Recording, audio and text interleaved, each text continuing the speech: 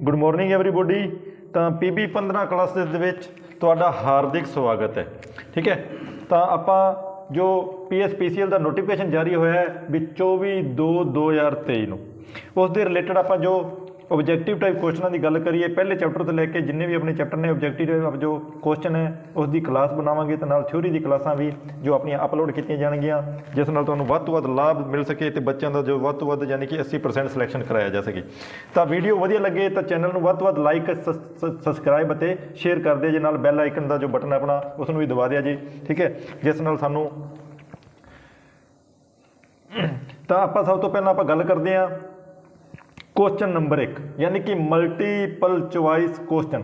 तो जोड़ा अपना जो चैप्टर है ये सब तो पहला अपना जो इलैक्ट्रीशियन का फस्ट चैप्टर की गल करिए इंट्रोडक्शन, ठीक है, जिस दे विच अपने सेफ्टी की गल करिए, फायर की गल करिए, ठीक है, तो इस दे विच ते विद्युत की चाल की गल करिए, तो जो सारा अपना सिलेबस है जो फस्ट चैप्टर की गल करिए इंट्रोडक्शन अपना, ठीक है।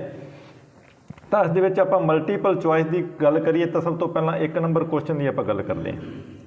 तो एग्जाम ਦੇ ਵਿੱਚ ਇਸ ਤਰੀਕੇ ਨਾਲ ਓਬਜੈਕਟਿਵ ਟਾਈਪ ਕੁਐਸਚਨ ਹੋਣਗੇ, ਯਾਨੀ ਕਿ MCQ ਚਾਰਾਂ ਆਪਸ਼ਨਾਂ ਦੇ ਵਿੱਚੋਂ ਤੁਸੀਂ ਇੱਕ ਆਪਸ਼ਨ ਨੂੰ ਟਿਕ ਕਰਨਾ ਹੈ, ਠੀਕ ਹੈ। ਤਾਂ ਉਸ ਦਾ ਜੋ ਆਨਸਰ ਹੈ ਇਸ ਦੇ ਵਿੱਚ PSPCL ਦੇ ਵਿੱਚ ਕੋਈ ਵੀ ਨੈਗੇਟਿਵ ਮਾਰਕਿੰਗ ਨਹੀਂ ਰੱਖੀ ਗਈ ਹੈ, ਤਾਂ ਜਿੰਨੇ ਵੀ ਸਾਰੇ ਕੁਐਸਚਨ ਨੇ ਤੁਸੀਂ ਅਟੈਂਪਟ ਕਰਨੇ ਨੇ।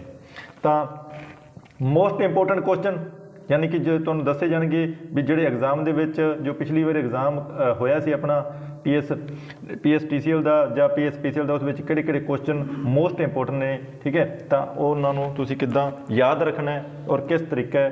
तो सब तो पहलां आपां गल करदे हां नंबर 1 क्वेश्चन दी, ठीक है। तो नंबर 1 क्वेश्चन की गल करिए तो सब तो पहलां क्वेश्चन नंबर 1 यानी कि पूरी सुक्की अवस्था विच मानव शरीर दा रजिस्टेंस डैश हुंदा है, ठीक है, यानी कि ड्राई मतलब हुंदा पूरा सुक्का, ठीक है। पूरी सुक्की अवस्था यानी कि ड्राई, मानव का शरीर यानी कि जो सुक्या होया यानी कि पानी है, ठीक है, गिला नहीं है यानी कि बिल्कुल की है सुक्या होया। तो रजिस्टेंस वो कहता भी किन्ना हुंदा है। तो मेन जो अपनी गल करते हैं आपां करंट की, तो रजिस्टेंस जो अपन करंट लगता है वो डिपेंड करता है रजिस्टेंस से। तो रजिस्टेंस का अगर रजिस्टेंस का काम की है करंट के मार्ग के विच रुकावट पैदा करना, ठीक है। तो जिन्ना रजिस्टेंस घट होगा, ठीक है, उस दे विच उन्ना ही ज़्यादा करंट गुजरूगा। तो जो करंट है वो घट रजिस्टेंस वाली ही जगह ते सब तो ज़्यादा वहिंदा है। तो आप गल करते हैं ए ऑप्शन है जो 1000 ओम तक, और बी ऑप्शन की गल करिए तो 10 लाख ओम तक, और सी ऑप्शन की गल करिए तो 2000 ओम तक, और डी ऑप्शन की गल करिए 4000 ओम तक। तो ओम की गल करिए तो जो प्रतिरोध है यानी कि रजिस्टेंस है उसका मात्रक की है ओम। एग्जाम के बहुत बार क्वेश्चन आता है यानी कि रजिस्टेंस का मात्रक की है, तो तुसीं याद रखना है भी जो रजिस्टेंस का मात्रक है वो की है ओम है, ये ओम। और जो प्रतीक की गल करिए तो आप इसनूं किस दे नाल शो करते हैं, आर दे नाल शो करते हैं, ठीक है। तो उसने पूछा पूरी सुक्की अवस्था में मानव शरीर का किवें रजिस्टेंस डैश हुंदा है, तो हुंदा है जी 1 मैगा ओम। कितना? 1 मैगा ओम हुंदा है जी, यानी कि 10 लाख ओम। 1 मैगा ओम का मतलब हुंदा है 10 की पावर 6, की हुंदा भी 10 की पावर 6, यानी कि 1 मैगा ओम यानी कि 10 लाख ओम तक हुंदा है। याद रखना है एग्जाम के बहुत बार क्वेश्चन ये रिपीट होया भी, ठीक है, सब तो ज़्यादा क्वेश्चन पूछा गया है।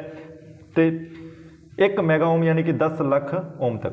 क्वेश्चन नंबर 2 की गल करते हैं भी आप, मनुखी शरीर डैश मिली अंपेयर करंट सहन की समर्था रखता है, ठीक है, यानी कि जो मानव का शरीर है किन्ने अंपेयर यानी कि किन्ने मिली अंपेयर करंट सहन की समर्था रखता है। आप गल करते हैं करंट की, तो करंट की गल करिए यानी कि आई, प्रतीक की गल करिए तो आई दे नाल करंट नूं किस दे नाल आई दे नाल शो किया जाता है, ठीक है, किस दे नाल आई दे नाल। ये तो हुंदा जी प्रतीक, जिस चीज़ नाल आपां इसनूं शो करांगे। मात्रक हुंदा है मापना, जिस चीज़ दे विच मापिया जाता है, ठीक है। तो जिवें आपां गल करिए दुध की तो उसनूं लीटर दे विच मापिया जाता है, कोई भी आपां गेहूं की गल करिए, चावल की गल करिए तो उसनूं केजी दे विच मापिया जाता है, तो वो की है मात्रक है उसका, ठीक है, जिस चीज़ उस मापिया जाऊगा। तो गल की हो रही है करंट की गल हो रही है, तो करंट की गल करिए तो करंट का जो प्रतीक है ये है भी आई, ठीक है। ਔਰ ਮਾਤਰਕ ਦੀ ਗੱਲ ਕਰੀਏ ਤਾਂ ਮਾਤਰਕ ਹੁੰਦਾ ਵੀ ਅੰਪੇਅਰ। ਕੀ ਹੁੰਦਾ? ਅੰਪੇਅਰ। ਠੀਕ ਹੈ, ਅੰਪੇਅਰ, AMP, ਅੰਪੇਅਰ। ਠੀਕ ਹੈ, ਤਾਂ ਉਸਨੇ ਪੁੱਛਿਆ ਮਨੁੱਖੀ ਸਰੀਰ ਡੈਸ਼ ਮਿਲੀ ਅੰਪੇਅਰ ਕਰੰਟ ਸਹਿਣ ਦੀ ਸਮਰੱਥਾ ਰੱਖਦਾ ਹੈ। ਤਾਂ ਜੋ ਆਪਣਾ A ਆਪਸ਼ਨ ਦੀ ਗੱਲ ਕਰੀਏ 0.15 ਮਿਲੀ ਅੰਪੇਅਰ। ਠੀਕ ਹੈ, ਤਾਂ B ਆਪਸ਼ਨ ਦੀ ਗੱਲ ਕਰੀਏ ਤਾਂ 0.25 ਮਿਲੀ ਅੰਪੇਅਰ। C ਆਪਸ਼ਨ ਦੀ ਗੱਲ ਕਰੀਏ ਤਾਂ 0.20 ਮਿਲੀ ਅੰਪੇਅਰ। ਤਾਂ D ਆਪਸ਼ਨ ਦੀ ਗੱਲ ਕਰੀਏ 0.5 ਮਿਲੀ ਅੰਪੇਅਰ। ਤਾਂ ਜੋ ਇਹਦਾ ਰਾਈਟ ਆਂਸਰ ਹੈ 0.15 ਮਿਲੀ ਅੰਪੇਅਰ। ਠੀਕ ਹੈ, ਸਹਿਣ ਦੀ ਸਮਰੱਥਾ ਰੱਖਦਾ ਹੈ, ਯਾਨੀ ਕਿ ਇਸ ਵਿੱਚ ਅੰਤੜੀਆਂ ਨਹੀਂ ਆਪਣੀਆਂ ਸੁੰਗੜਨਗੀਆਂ, ਯਾਨੀ ਕਿ ਇਸ ਨੂੰ ਸਹਿਣ ਕਰ ਸਕਦਾ ਹੈ। ਇਨਸਾਨ ਨੂੰ ਵਿਦਿਅਤ ਦਾ ਝਟਕਾ ਲੱਗੇਗਾ ਪਰ ਇਸ ਦੇ ਵਿੱਚ ਮ੍ਰਿਤੂ ਯਾਨੀ ਕਿ ਨਹੀਂ ਹੋ ਸਕਦੀ। ਨੰਬਰ ਕੁਐਸਚਨ 3 ਦੀ ਗੱਲ ਕਰੀਏ, ਸ਼ਾਕ ਲੱਗਣ ਤੇ ਡੈਸ਼ ਕਾਰਜ ਕਰਨਾ ਚਾਹੀਦਾ ਹੈ। ਸ਼ਾਕ ਲੱਗਣ ਤੇ ਡੈਸ਼ ਕਾਰਜ ਕਰਨਾ ਚਾਹੀਦਾ ਹੈ। ਤੇਜ਼ੀ ਨਾਲ? ਬਿਲਕੁਲ ਨਹੀਂ। ਤਤਪਰਤਾ ਨਾਲ? ਇਹ ਵੀ ਬਿਲਕੁਲ ਨਹੀਂ। ਨੰਬਰ C ਸਾਵਧਾਨੀ ਨਾਲ?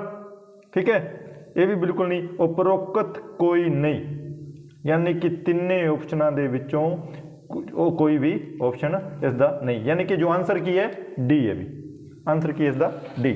ਠੀਕ ਹੈ, ਤਾਂ ਗੱਲ ਕਰਦੇ ਹਾਂ ਆਪਾਂ, ਯਾਨੀ ਕਿ ਕੋਈ ਵੀ ਤੇਜ਼ੀ ਨਾਲ ਕੰਮ ਨਹੀਂ ਕਰਨਾ, ਤਤਪਰਤਾ ਨਾਲ ਨਹੀਂ ਕਰਨਾ, ਸਾਵਧਾਨੀ ਨਾਲ, ਯਾਨੀ ਕਿ ਉਪਰੋਕਤ ਵਿੱਚੋਂ ਕੋਈ ਨਹੀਂ ਤਾਂ ਉਪਰੋਕਤ ਵਿੱਚੋਂ ਕੋਈ ਨਹੀਂ। Question number 3। ਗੱਲ ਕਰੀਏ ਕੁਐਸਚਨ ਨੰਬਰ 4 ਦੀ। ਕਿਸ ਦੀ? 4 ਦੀ। ਠੀਕ ਹੈ, ਤਾਂ ਬਨਾਵਟੀ ਸਾਹ ਦੀ ਪ੍ਰਕਿਰਿਆ ਡੈਸ਼ ਤੇ ਸ਼ੁਰੂ ਕਰਨੀ ਚਾਹੀਦੀ ਹੈ। ਬਨਾਵਟੀ ਸਾਹ ਦੀ ਜੋ ਪ੍ਰਕਿਰਿਆ ਹੈ ਉਹ ਡੈਸ਼ ਤੇ ਸ਼ੁਰੂ ਕਰਨੀ ਚਾਹੀਦੀ ਹੈ। ਠੀਕ ਹੈ, ਤਾਂ ਇਸ ਦਾ ਸੋ ਨਜ਼ਦੀਕੀ ਹਸਪਤਾਲ, ਸੁਰੱਖਿਆ ਸਥਾਨ, ਦੁਰਘਟਨਾ ਸਥਾਨ, ਉਪਰੋਕਤ ਵਿੱਚੋਂ ਕੋਈ ਨਹੀਂ। ਠੀਕ ਹੈ, ਤਾਂ ਬਨਾਵਟੀ ਸਾਹ ਦੀ ਪ੍ਰਕਿਰਿਆ ਹਸਪਤਾਲ ਲਿਜਾਣ ਤੋਂ ਪਹਿਲਾਂ ਕਰਾਂਗੇ ਵੀ ਆਪਾਂ। ਠੀਕ ਹੈ, ਸੁਰੱਖਿਆ ਸਥਾਨ ਉਸ ਤੋਂ ਵੀ ਪਹਿਲਾਂ, ਯਾਨੀ ਕਿ ਜੋ ਦੁਰਘਟਨਾ, ਜਿੱਥੇ ਦੁਰਘਟਨਾ ਵਾਪਰੀ ਹੈ ਉਸ 'ਤੇ ਆਪਾਂ ਕਰਾਂਗੇ ਬਨਾਵਟੀ ਸਾਹ, ਯਾਨੀ ਕਿ ਆਰਟੀਫਿਸ਼ੀਅਲ ਜਿਹੜਾ ਉਹਨੂੰ ਆਪਾਂ ਸਾਹ ਦੇਣਾ ਹੈ, ਬਨਾਵਟੀ ਸਾਹ ਦੇਣਾ ਹੈ। ਠੀਕ ਹੈ, ਜਿਹਨੂੰ ਕੋਈ ਫਸਟ ਐਡ ਕਹਿੰਦੇ ਆ, ਮੁੱਢਲੀ ਸਹਾਇਤਾ ਕਹਿ ਦਿੰਦੇ ਆ। ਠੀਕ ਹੈ, ਤਾਂ ਉਹ ਆਪਣੇ ਜੋ ਦੁਰਘਟਨਾ ਜਿੱਥੇ ਹੋਈ ਹੈ ਆਪਾਂ ਉੱਥੇ ਕਰਾਂਗੇ। ਤਾਂ ਇਹਦਾ ਬਿਲਕੁਲ ਜੋ ਰਾਈਟ ਆਨਸਰ ਹੈ C ਹੈ ਵੀ। ਠੀਕ ਹੈ, ਤਾਂ ਗੱਲ ਕਰੀਏ ਆਪਾਂ ਆਨਸਰ ਦੀ, ਤਾਂ ਆਪਾਂ ਕੀ ਕੁਐਸਚਨ ਆਨਸਰ ਨਾਲੋਂ ਕੁਐਸਚਨ ਇੰਪੋਰਟੈਂਟ ਹੁੰਦਾ ਵੀ। ਕੁਐਸਚਨ ਨੂੰ ਸਮਝਣਾ ਬਹੁਤ ਜ਼ਰੂਰੀ ਹੈ। ਜਿੰਨਾ ਚਿਰ ਤੁਹਾਨੂੰ ਕੁਐਸਚਨ ਸਮਝ ਨਹੀਂ ਆਉਂਦਾ ਉਨਾ ਚਿਰ ਤੁਸੀਂ ਉਸ ਦਾ ਆਨਸਰ ਨਹੀਂ ਦੇ ਸਕਦੇ। ਤਾਂ ਕੁਐਸਚਨ ਨੂੰ ਸਮਝਣਾ ਬਹੁਤ ਜ਼ਰੂਰੀ ਹੁੰਦਾ ਹੈ। ਧਿਆਨ ਨਾਲ ਤੁਸੀਂ ਐਗਜ਼ਾਮ ਦੇ ਵਿੱਚ ਕੁਐਸਚਨ ਨੂੰ ਸਮਝਣਾ ਹੈ। ਠੀਕ ਹੈ, ਜਿਸ ਨਾਲ ਵੱਧ ਤੋਂ ਵੱਧ ਅੰਕ ਪ੍ਰਾਪਤ ਕੀਤੇ ਜਾ ਸਕਣ ਔਰ PSPCL ਦੇ ਵਿੱਚ ਜੋ ਅਪ੍ਰੈਂਟਿਸਸ਼ਿਪ ਦੀ ਆਪਣੀ ਵੈਕੈਂਸੀ ਹੈ ਇਸ ਦੇ ਵਿੱਚ ਸਿਲੈਕਸ਼ਨ ਕੀਤਾ ਜਾ ਸਕੇ। ਕੁਐਸਚਨ ਨੰਬਰ 5 ਦੀ ਗੱਲ ਕਰੀਏ, ਸ਼ਾਕ ਲੱਗਣ ਤੇ ਲੋੜੀਂਦੇ ਨਿਰਦੇਸ਼, ਯਾਨੀ ਕਿ ਵਿਅਕਤੀ ਨੂੰ ਵਿਦਿਅਤ ਦਾ ਝਟਕਾ ਲੱਗ ਗਿਆ ਹੈ ਤਾਂ ਆਪਾਂ ਕਿਹੜੇ ਕਿਹੜੇ ਨਿਰਦੇਸ਼ਾਂ ਦੀ ਪਾਲਣਾ ਕਰਾਂਗੇ। ਠੀਕ ਹੈ, ਨੰਬਰ A ਰੋਗੀ ਨੂੰ ਸਰੀਰ ਨੂੰ ਗਰਮ ਰੱਖੋ। ਠੀਕ ਹੈ, ਯਾਨੀ ਕਿ ਉਸ ਨੂੰ ਕਰੰਟ ਲੱਗ ਗਿਆ ਤਾਂ ਕੀ ਕਰਨਾ ਹੈ? A ਆਪਸ਼ਨ ਦੀ ਗੱਲ ਕਰੀਏ ਰੋਗੀ ਦੇ ਸਰੀਰ ਨੂੰ ਗਰਮ ਰੱਖੋ। B ਸਾਹ ਲੈਣ ਤੇ ਤੁਰੰਤ ਜਲੇ ਭਾਗ ਨੂੰ ਦਵਾ ਲਗਾਓ। C ਦੀ ਗੱਲ ਕਰੀਏ ਇਸ ਤੋਂ ਬਾਅਦ ਸਾਰੀਆਂ ਦਵਾਈਆਂ ਡਾਕਟਰ ਦੇ ਨਿਰਦੇਸ਼ ਤੇ ਹੀ ਦਿਓ।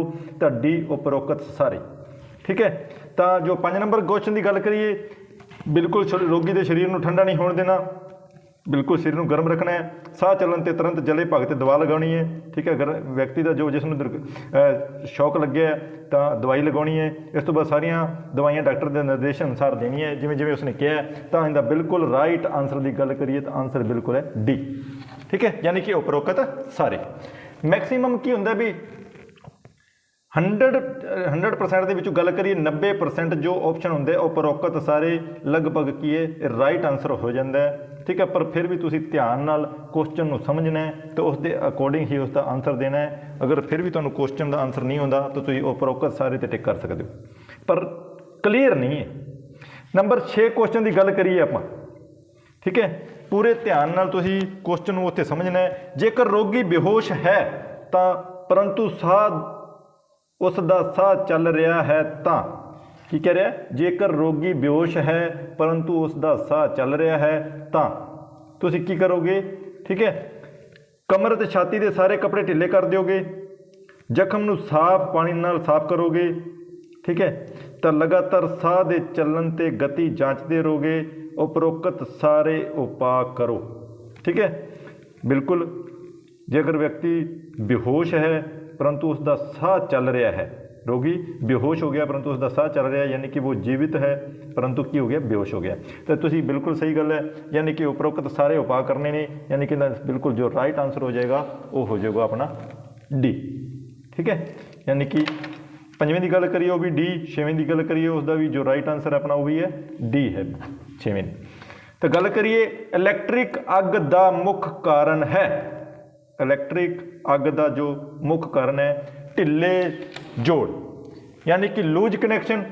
ਗੱਲ ਕਰੀਏ ਆਪਾਂ ਇਹ ਆਪਸ਼ਨ ਦੀ, ਢਿੱਲੇ ਜੋੜ ਵੀ ਇਲੈਕਟ੍ਰਿਕ ਅੱਗ ਦਾ ਮੁੱਖ ਕਾਰਨ ਹੈ ਵੀ। ਜ਼ਿਆਦਾ ਲੋਡ ਯਾਨੀ ਕਿ ਜ਼ਰੂਰਤ ਤੋਂ ਵੱਧ ਅਗਰ ਆਪਾਂ ਲੋਡ ਜ਼ਿਆਦਾ ਪਾਵਾਂਗੇ ਤਾਂ ਉਸ ਨਾਲ ਇਲੈਕਟ੍ਰਿਕ ਯਾਨੀ ਕਿ ਬਿਜਲੀ ਦੀ ਅੱਗ ਲੱਗ ਸਕਦੀ ਹੈ। ਤੇ ਖਰਾਬ ਫਿਊਜ਼, ਫਿਊਜ਼ ਕੀ ਹੈ ਵੀ ਇੱਕ ਕੀ ਹੈ ਸੇਫਟੀ ਡਿਵਾਈਸ ਹੈ, ਠੀਕ ਹੈ।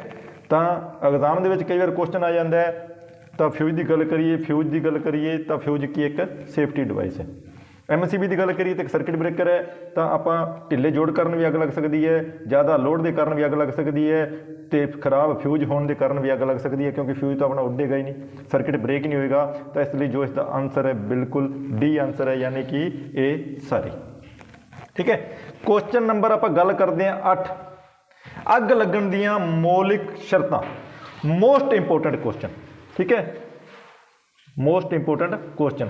ਇਸ ਨੂੰ ਤੁਸੀਂ ਸਟਾਰ ਲਗਾ ਲੈਣਾ ਵੀ, ਠੀਕ ਹੈ, ਸਟਾਰ ਹੈ। ਐਗਜ਼ਾਮ ਦੇ ਵਿੱਚ ਬਹੁਤ ਵਾਰੀ ਕੁਐਸਚਨ ਆਇਆ ਹੈ। ITI ਐਗਜ਼ਾਮ ਦੀ ਗੱਲ ਕਰੀਏ ਤਾਂ ਕੰਪੀਟੀਸ਼ਨ ਐਗਜ਼ਾਮ ਦੀ ਗੱਲ ਕਰੀਏ, ਸਭ ਤੋਂ ਜ਼ਿਆਦਾ ਕੁਐਸਚਨ ਆਉਣ ਵਾਲਾ ਇਹ ਹੈ, ਠੀਕ ਹੈ। ਯਾਨੀ ਕਿ ਅੱਗ ਲੱਗਣ ਦੇ ਕੀ ਕੀ ਕਾਰਕ ਹਨ, ਕੀ ਕੀ ਕਾਰਕ, ਕਿਹੜੇ ਕਿਹੜੇ ਕਾਰਕ ਅੱਗ ਲੱਗਣ ਦੇ ਹਨ, ਯਾਨੀ ਕਿ ਕਿਹੜੀਆਂ ਤਿੰਨ ਚੀਜ਼ਾਂ ਹੋਣਗੀਆਂ ਤਾਂ ਅੱਗ ਲੱਗ ਸਕਦੀ ਹੈ, ਠੀਕ ਹੈ। ਤਾਂ ਤਿੰਨੇ ਚੀਜ਼ਾਂ ਦੇ ਵਿੱਚੋਂ ਇੱਕ ਵੀ ਚੀਜ਼ ਨੂੰ ਅਗਰ ਹਟਾ ਦਿੱਤਾ ਜਾਵੇ ਤਾਂ ਅੱਗ ਆਪਣੀ ਜੋ ਹੈ ਬੁਝ ਜਾਂਦੀ ਹੈ, ਠੀਕ ਹੈ। ਤਿੰਨ ਚੀਜ਼ਾਂ ਜ਼ਰੂਰੀ ਨੇ, ਤੁਹਾਨੂੰ ਦੱਸਤਾ ਅੱਗ ਲੱਗਣ ਦੀਆਂ ਮੌਲਿਕ ਸ਼ਰਤਾਂ। ਤਾਂ ਜਿਹੜੇ ਦੋ ਆਪਸ਼ਨ ਦਿੱਤੇ ਉਸ 'ਤੇ ਤੁਸੀਂ ਬਿਲਕੁਲ ਵੀ ਧਿਆਨ ਨਹੀਂ ਦੇਣਾ। ਤੇ ਗੱਲ ਕਰੀਏ ਕਾਰਕ, ਠੀਕ ਹੈ, ਤਾਂ ਇਹ ਆਪਸ਼ਨ ਬਿਲਕੁਲ ਹੀ ਨਹੀਂ ਹੈ, ਕਿਉਂਕਿ ਤਿੰਨ ਕਾਰਕ ਹੋਣੇ ਜ਼ਰੂਰੀ ਨੇ, ਠੀਕ ਹੈ। ਜੋ ਇਹਦਾ ਬਿਲਕੁਲ ਰਾਈਟ ਆਨਸਰ ਹੈ ਉਹ ਹੈ ਵੀ ਆਪਣਾ ਬੀ। ਇੰਧਨ ਹੋਣਾ ਚਾਹੀਦਾ ਹੈ, ਹਵਾ ਹੋਣੀ ਚਾਹੀਦੀ ਹੈ ਅਤੇ ਤਾਪਕਰਮ। ਇੰਧਨ ਦਾ ਮਤਲਬ ਹੁੰਦਾ ਵੀ ਬਾਲਣ, ਠੀਕ ਹੈ। ਲੱਕੜੀ, ਕਾਗਜ਼, ਕਪੜਾ, ਪੈਟਰੋਲ, ਡੀਜ਼ਲ, ਮਿੱਟੀ ਦਾ ਤੇਲ ਜਾਂ LPG ਗੈਸ, ਇਹ ਹੁੰਦੀ ਹੈ ਵੀ ਆਪਣੀ ਇੰਧਨ ਦੇ ਵਿੱਚ। ਹਵਾ ਦੀ ਗੱਲ ਕਰੀਏ, ਹਵਾ ਵੈਸੇ ਤਾਂ ਆਪਾਂ ਨੂੰ ਮੋਸਟ ਇੰਪੋਰਟੈਂਟ ਦੀ ਗੱਲ ਕਰੀਏ ਤਾਂ ਇਸ ਵਿੱਚ ਆਉਂਦੀ ਹੈ ਵੀ ਆਕਸੀਜਨ, ਠੀਕ ਹੈ। ਹਵਾ ਯਾਨੀ ਕਿ ਆਕਸੀਜਨ, ਆਕਸੀਜਨ ਵੀ ਹੋਣੀ ਜ਼ਰੂਰੀ ਹੈ। ਅਤੇ ਤਾਪਕਰਮ ਯਾਨੀ ਕਿ ਹੀਟ, ਠੀਕ ਹੈ, ਯਾਨੀ ਕਿ ਟੈਂਪਰੇਚਰ, ठीक है। यानी बालन, ऑक्सीजन और तापक्रम यानी कि हीट, तिन्ने चीज़ां अगर होणगियां तो अपनी अग लगेगी। तिन्ने चीज़ों के विचों अगर एक भी चीज़ को हटा दिता जाए तो अग बुझ जाती है। तो तीन कारकां ते तुसीं टिक करना है, ए ऑप्शन भी नहीं है, सी ऑप्शन भी नहीं है, डी नहीं है, तो जो सही आंसर है वो अपना बी। और मोस्ट इंपोर्टेंट क्वेश्चन तुसीं यानी कि इसमें स्टार लगा लेना है। तो सब तो ज़्यादा एग्जाम के पूछा जाने वाला क्वेश्चन की है अपना जो है बी ऑप्शन, ठीक है। तो आप गल करते हैं क्वेश्चन नंबर 9 की, किस दी? Question number 9। तो जिन्ने भी, ठीक है, तो आप गल करते हैं मोस्ट क्वेश्चन जिन्ने भी तुहानूं मैं दसे ने। जो अपना 8 नंबर क्वेश्चन है वो की सब तो मोस्ट इंपोर्टेंट यानी कि इसनूं स्टार लगाना है। क्वेश्चन नंबर 7 ये भी अपना मोस्ट इंपोर्टेंट क्वेश्चन है, ठीक है, यानी कि जो 7 नंबर क्वेश्चन है और क्वेश्चन नंबर जो अपना 8 है, ठीक है। एग्जाम के बहुत ज़्यादा पूछा जाता है। तो क्वेश्चन नंबर 2 तो क्वेश्चन नंबर 1 सब तो ज़्यादा क्वेश्चन पूछे जाते हैं बीए वाले, ठीक है। तो आप उस तो बाद गल करते हैं क्वेश्चन नंबर 9 की, ठीक है। अग नूं नियंत्रित करन दे मौलिक तरीके, अग नूं जो कंट्रोल करन दे यानी कि नियंत्रित करन दे तरीके, ठीक है। तो गल करते हैं आप ए ऑप्शन की, ठीक है। तो जलनशील पदार्थ नूं दूर रखो। बी ऑप्शन हवा नूं उत्थे पहुंचण तो रोकना, ठीक है। तो बी ऑप्शन की गल करते हैं हवा नूं उत्थे पहुंचण तो रोकना, ठीक है। सी ऑप्शन की गल करिए तो तापक्रम नूं घट करना। तो उपरोक्त सारे तो तुहानूं मैं पहले ही दस्सिया भी जो अग लगण दे किन्ने कारक ने, 3 कारक ने भी। किन्ने कारक ने? 3 ने। ऑक्सीजन है, हीट है, तो ईंधन यानी कि बालन। तो वो कह रहे हैं जलनशील पदार्थ नूं दूर रखो, ठीक है। पेट्रोल, डीजल, मिट्टी का तेल, कागज़, कपड़ा या लकड़ी है, तो जलनशील पदार्थ है, इसमें दूर कर देंगे, बिल्कुल ये भी ऑप्शन सही है। हवा नूं उत्थे पहुंचण तो रोकना यानी कि दूसरा कारक है, यानी कि ऑक्सीजन नूं पहुंचण तो रोकना, ठीक है। तीसरा है तापक्रम नूं घट करना, ठीक है। तुसीं पानी भी पा के घट कर सकते हो, ठीक है। पानी दे नाल की है उसका जो टैंपरेचर है वो घट जूगा। तो तिन्ने जो है ਤਿੰਨੇ ਚੀਜ਼ਾਂ ਬਿਲਕੁਲ ਸਹੀ ਨੇ ਤਾਂ ਉਹ ਡੀ ਆਪਸ਼ਨ ਬਿਲਕੁਲ ਜੋ ਰਾਈਟ ਆਨਸਰ ਹੈ ਆਪਸ਼ਨ ਡੀ, ਯਾਨੀ ਕਿ ਉਪਰੋਕਤ ਸਾਰੇ, ਕਿਉਂਕਿ ਤਿੰਨ ਹੀ ਕਾਰਕ ਨੇ ਅੱਗ ਦੇ ਤੇ ਤਿੰਨਾਂ ਚੀਜ਼ਾਂ ਨੂੰ ਇਸ ਦੇ ਵਿੱਚ ਦਿੱਤਾ ਗਿਆ ਹੈ। ਤਾਪਕ੍ਰਮ ਨੂੰ ਘੱਟ ਕਰ ਸਕਦੇ ਹੋ, ਆਕਸੀਜਨ ਨੂੰ ਪਹੁੰਚ ਰੋਕ ਸਕਦੇ ਹੋ ਤੇ ਜਲਨਸ਼ੀਲ ਪਦਾਰਥ ਨੂੰ ਦੂਰ ਕਰ ਸਕਦੇ ਹੋ। ਤੁਹਾਨੂੰ ਮੈਂ ਪਹਿਲਾਂ ਦੱਸਿਆ ਹੈ ਵੀ ਤਿੰਨੇ ਕਾਰਕਾਂ ਦੇ ਵਿੱਚੋਂ ਅਗਰ ਕਿਸੇ ਇੱਕ ਵੀ ਕਾਰਕ ਨੂੰ ਹਟਾ ਦਿੱਤਾ ਜਾਵੇ, ਕੀ ਦਿੱਤਾ ਜਾਵੇ, ਹਟਾ ਦਿੱਤਾ ਜਾਵੇ ਤਾਂ ਅੱਗ ਬੁੱਝ ਜਾਂਦੀ ਹੈ। ਤਾਂ ਅੱਗ ਨੂੰ ਕੰਟਰੋਲ ਕਰਨ ਲਈ ਜੋ ਇਹਦਾ ਬਿਲਕੁਲ ਰਾਈਟ ਆਨਸਰ ਹੈ, ਆਨਸਰ ਡੀ। ਕੁਐਸਚਨ ਨੰਬਰ 10 ਦੀ ਗੱਲ ਕਰਦੇ ਹਾਂ ਵੀ ਪੌੜੀ ਤੇ ਚੜ੍ਹ ਕੇ ਕਾਰਜ ਕਰਨਾ ਹੁੰਦਾ ਹੈ ਤਾਂ, ਅਗਰ ਆਪਾਂ ਪੌੜੀ ਤੇ ਚੜ੍ਹ ਕੇ ਕੋਈ ਵੀ ਇਲੈਕਟ੍ਰੀਸ਼ੀਅਨ ਯਾਨੀ ਕਿ ਬਿਜਲੀ ਦਾ ਕੰਮ ਕਰਦੇ ਹਾਂ ਤਾਂ ਆਪਾਂ ਨੂੰ ਕੀ ਕਰਨਾ ਚਾਹੀਦਾ? ਇੱਕ ਆਦਮੀ ਉਸ ਨੂੰ ਪਕੜ ਕੇ ਰੱਖੇ, ਕੀ ਰੱਖੇ? ਇੱਕ ਆਦਮੀ ਉਸ ਨੂੰ ਪਕੜ ਕੇ ਰੱਖੇ, ਦੀਵਾਰ ਨਾਲ ਲਗਾ ਦਿਓ। ਬਿਲਕੁਲ ਆਪਾਂ ਕੰਮ ਕਰਦੇ ਹਾਂ ਤਾਂ ਦੀਵਾਰ ਨਾਲ ਹੀ ਲੱਗੀ ਹੁੰਦੀ ਪੌੜੀ ਹੈ ਤਾਂ ਆਪਾਂ ਬਿਲਕੁਲ ਆਪਾਂ ਰਾਈਟ ਆਨਸਰ ਨਹੀਂ ਮੰਨ ਸਕਦੇ। ਇਸ ਨੂੰ ਸੁਤੰਤਰ ਛੱਡ ਦਿਓ, ਇਹਨਾਂ ਵਿੱਚੋਂ ਕੋਈ ਨਹੀਂ। ਤਾਂ ਸੁਤੰਤਰ ਅਗਰ ਆਪਾਂ ਦੀਵਾਰ ਨਾਲ ਲਗਾ ਕੇ ਰੱਖਦੇ ਹਾਂ ਇਹ ਤਾਂ ਕੋਈ ਠੀਕ ਹੈ। ਔਰ ਸੀ ਦੀ ਗੱਲ ਕਰੀਏ ਇਸ ਨੂੰ ਸੁਤੰਤਰ ਛੱਡ ਦਿਓ, ਅਗਰ ਆਪਾਂ ਇਸ ਨੂੰ ਛੱਡ ਦੇंगे ਤਾਂ ਦੁਰਘਟਨਾ ਵਾਪਰ ਸਕਦੀ ਹੈ। ਤਾਂ ਕਹ ਰਹੇ ਇਹਨਾਂ ਵਿੱਚੋਂ ਕੋਈ ਨਹੀਂ, ਤਾਂ ਇਹਦਾ ਜੋ ਬਿਲਕੁਲ ਰਾਈਟ ਆਨਸਰ ਹੈ ਉਹ ਆਨਸਰ ਹੈ ਆਪਣਾ ਏ, ਯਾਨੀ ਕਿ ਇੱਕ ਆਦਮੀ ਇਸ ਨੂੰ ਪਕੜ ਕੇ ਰੱਖੇ, ਯਾਨੀ ਕਿ ਪੌੜੀ ਡਿੱਗ ਨਾ ਪਵੇ ਜਿਸ ਨਾਲ ਦੁਰਘਟਨਾ ਹੋ ਸਕਦੀ ਹੈ। ਇਸ ਲਈ ਦੁਰਘਟਨਾ ਤੋਂ ਬਚਣ ਲਈ ਆਪਾਂ ਨੂੰ ਜੋ ਇਲੈਕਟ੍ਰੀਸ਼ੀਅਨ ਹੈ ਉਸ ਨੂੰ ਇੱਕ ਹੈਲਪਰ ਦੀ ਜ਼ਰੂਰਤ ਹੁੰਦੀ ਹੈ, ਉਸ ਨਾਲ ਹੈਲਪਰ ਹੋਣਾ ਬਹੁਤ ਜ਼ਰੂਰੀ ਹੈ। ਯਾਨੀ ਕਿ ਪੌੜੀ ਨੂੰ ਪਕੜ ਕਰਕੇ ਜੋ ਵੀ ਆਪਾਂ ਕੰਮ ਕਰਦੇ ਹਾਂ ਵਾਇਰਿੰਗ ਦਾ, ਤਾਂ ਠੀਕ ਹੈ ਇਸ ਦਾ ਜੋ ਰਾਈਟ ਆਨਸਰ ਹੈ ਇਹ, ਯਾਨੀ ਕਿ ਇੱਕ ਆਦਮੀ ਇਸ ਪੌੜੀ ਨੂੰ ਪਕੜ ਕੇ ਰੱਖੇ। ਗੱਲ ਕਰੀਏ 11 ਨੰਬਰ ਕੁਐਸਚਨ ਦੀ, ਮੋਸਟ ਇੰਪੋਰਟੈਂਟ ਕੁਐਸਚਨ, ਯਾਨੀ ਕਿ ਸਟਾਰ ਲਾਉਣਾ ਤੁਸੀਂ, ਠੀਕ ਹੈ। ਬਰਸਾਤ ਵਿੱਚ ਜੰਗ ਤੋਂ ਬਚਾਉਣ ਲਈ ਔਜ਼ਾਰਾਂ ਤੇ ਲਗਾਓ, ਯਾਨੀ ਕਿ ਜਿੰਨਾ ਵੀ ਟੂਲ ਹੈ ਜੋ ਇਲੈਕਟ੍ਰੀਸ਼ੀਅਨ ਯੂਜ਼ ਕਰਦਾ ਹੈ, ਠੀਕ ਹੈ, ਔਜ਼ਾਰ ਯਾਨੀ ਕਿ ਟੂਲ, ਤਾਂ ਉਸ ਨੂੰ ਜੰਗ ਤੋਂ ਬਚਾਉਣ ਲਈ ਤੁਸੀਂ ਉਸ 'ਤੇ ਕੀ ਲਗਾਓਗੇ? ਠੀਕ ਹੈ। ਏ ਦੀ ਗੱਲ ਕਰੀਏ ਪਾਣੀ, ਬੀ ਦੀ ਗੱਲ ਕਰੀਏ ਪੇਂਟ, ਸੀ ਦੀ ਗੱਲ ਕਰੀਏ ਗਰੀਸ ਔਰ ਡੀ ਦੀ ਗੱਲ ਕਰੀਏ ਤਾਂ ਮਿੱਟੀ ਦਾ ਤੇਲ। ਠੀਕ ਹੈ, ਕਿਸ ਚੀਜ਼ ਦਾ? ਮਿੱਟੀ ਦਾ ਤੇਲ। ਤਾਂ ਪਾਣੀ ਅਗਰ ਆਪਾਂ ਲਗਾਉਣੇ ਆ ਤਾਂ ਉਸ ਨਾਲ ਜੰਗ ਲੱਗੇਗੀ, ਠੀਕ ਹੈ। ਪੇਂਟ ਕਰਾਂਗੇ ਤਾਂ ਉਸ ਨਾਲ ਜੋ ਆਪਣਾ ਕੋਈ ਵੀ ਪਲਾਇਰ ਹੈ ਉਹ ਕੀ ਹੋ ਜਾਂਦਾ, ਆਪਣਾ ਜੋ ਪੇਂਟ ਹੈ ਉਸ ਦੇ ਵਿੱਚ ਜੋ ਉਸ ਦੀ ਰਿਵਟ ਹੁੰਦੀ ਉਸ ਦੇ ਵਿੱਚ ਫਸ ਜਾਂਦਾ, ਯਾਨੀ ਕਿ ਟਾਈਟ ਹੋ ਜਾਂਦਾ, ਠੀਕ ਹੈ। ਤਾਂ ਡੀ ਆਪਸ਼ਨ ਹੈ ਮਿੱਟੀ ਦਾ ਤੇਲ ਔਰ ਸੀ ਆਪਸ਼ਨ ਹੈ ਗਰੀਸ। ਤਾਂ ਤੁਸੀਂ ਬਿਲਕੁਲ ਉਸ 'ਤੇ ਕੀ ਲਗਾਉਣਾ ਹੈ? ਗਰੀਸ ਲਗਾਉਣਾ ਹੈ, ਠੀਕ ਹੈ, ਯਾਨੀ ਕਿ ਉਸ ਨੂੰ ਜੰਗ ਤੋਂ ਬਚਾਇਆ ਜਾ ਸਕਦਾ ਹੈ, ਠੀਕ ਹੈ। ਤਾਂ ਕੁਐਸਚਨ ਨੰਬਰ ਆਪਾਂ 12 ਦੀ ਗੱਲ ਕਰਦੇ ਹਾਂ ਵੀ, ਠੀਕ ਹੈ। ਕੁਐਸਚਨ ਨੰਬਰ 12, ਬਿਜਲੀ ਸਰਕਟ ਵਿੱਚ ਅੱਗ ਲੱਗਣ ਤੇ ਤੁਸੀਂ ਕਿਹੜਾ ਅੱਗ ਬੁਝਾਊ ਯੰਤਰ ਦਾ ਪ੍ਰਯੋਗ ਕਰੋਗੇ? ਠੀਕ ਹੈ, ਵੈਰੀ ਵੈਰੀ ਇੰਪੋਰਟੈਂਟ ਕੁਐਸਚਨ, ਯਾਨੀ ਕਿ ਸਟਾਰ ਲਾਉਣਾ ਤੁਸੀਂ, ਐਗਜ਼ਾਮ ਦੇ ਵਿੱਚ ਬਹੁਤ ਜ਼ਿਆਦਾ ਕੁਛ ਪੁੱਛਿਆ ਜਾਂਦਾ ਹੈ, ਠੀਕ ਹੈ। ਬਿਜਲੀ ਸਰਕਟ ਵਿੱਚ ਅੱਗ ਲੱਗਾ, ਯਾਨੀ ਕਿ ਕਲਾਸ ਡੀ ਦੀ ਅੱਗ, ਕਿਹੜੀ ਅੱਗ? ਕਲਾਸ ਡੀ ਫਾਇਰ ਗੱਲ ਕਰਦੇ ਹਾਂ ਆਪਾਂ, ਕਿਸ ਦੀ? Class D fire. ਚਾਰ ਤਰ੍ਹਾਂ ਦੀ ਅੱਗ ਹੁੰਦੀ ਹੈ ਵੀ, ਕਲਾਸ ਏ ਫਾਇਰ, ਕਲਾਸ ਬੀ ਫਾਇਰ ਔਰ ਕਲਾਸ ਸੀ ਔਰ ਕਲਾਸ ਡੀ। ਬਿਜਲੀ ਸਰਕਟ ਦੀ ਗੱਲ ਕਰੀਏ ਤਾਂ ਇਸ ਵਿੱਚ ਸਾਰੇ ਜਿੰਨੇ ਵੀ ਹੈ ਬਿਜਲੀ ਦੀ ਅੱਗ ਨੂੰ ਕਿਸ ਵਿੱਚ ਰੱਖਿਆ ਗਿਆ? ਕਲਾਸ ਡੀ ਦੇ ਵਿੱਚ ਰੱਖਿਆ ਗਿਆ। ਕਿਸ ਦੇ ਵਿੱਚ ਰੱਖਿਆ ਗਿਆ? ਕਲਾਸ ਡੀ ਫਾਇਰ ਦੇ ਵਿੱਚ, ਠੀਕ ਹੈ। ਤਾਂ ਆਪਾਂ ਕੀ ਕਰਨਾ ਹੈ? ਬਿਜਲੀ ਸਰਕਟ ਵਿੱਚ ਅੱਗ ਲੱਗਣ ਕਾਰਨ ਤੁਸੀਂ ਕਿਹੜਾ ਅੱਗ ਬੁਝਾਊ ਯੰਤਰ ਯੂਜ ਕਰੋਗੇ, ਠੀਕ ਹੈ। ਤਾਂ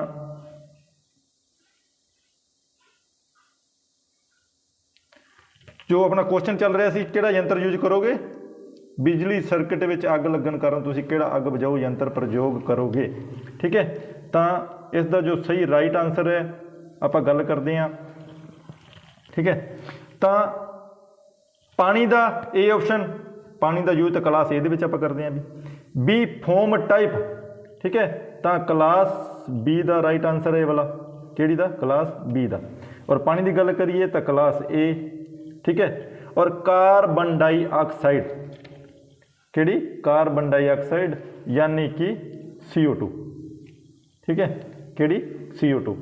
ਫੋਮ ਟਾਈਪ ਦੀ ਗੱਲ ਕਰੀਏ ਤਾਂ ਕਲਾਸ ਬੀ, ਪਾਣੀ ਦੀ ਗੱਲ ਕਰੀਏ ਕਲਾਸ ਏ, ਕਾਰਬਨ ਡਾਈਆਕਸਾਈਡ ਯਾਨੀ ਕਿ CO2, ठीक है, CO2।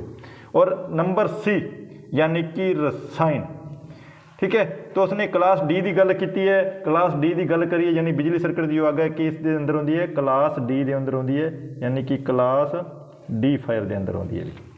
इसलिए आप की गल करांगे कार्बन डाइऑक्साइड, यानी कि जो 12वें का राइट आंसर है वो की अपना बिल्कुल डी है, ठीक है।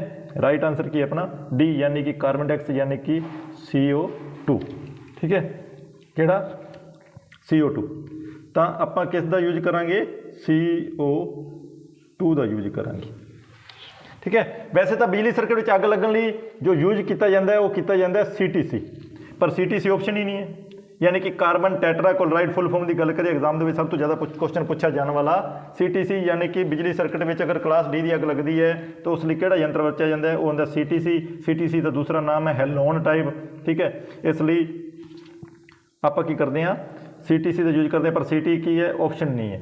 तो आप पानी का यूज नहीं कर सकते, फोम का यूज नहीं कर सकते, तो रसायन का यूज नहीं कर सकते। और D है CO2, ठीक है, किहड़ा CO2। तो तुसी आप CO2 का यूज करांगे, यानी कि बिल्कुल जो राइट आंसर है अपना वो की है D, बिल्कुल राइट आंसर है क्वेश्चन नंबर 12 का। नंबर क्वेश्चन 13 की गल करते हैं भी आप। ग्राउंड तार का इस्तेमाल डैश किया जाता है। गल करिए question number 12, most important question है भी, स्टार लाना इहदे ते, ठीक है।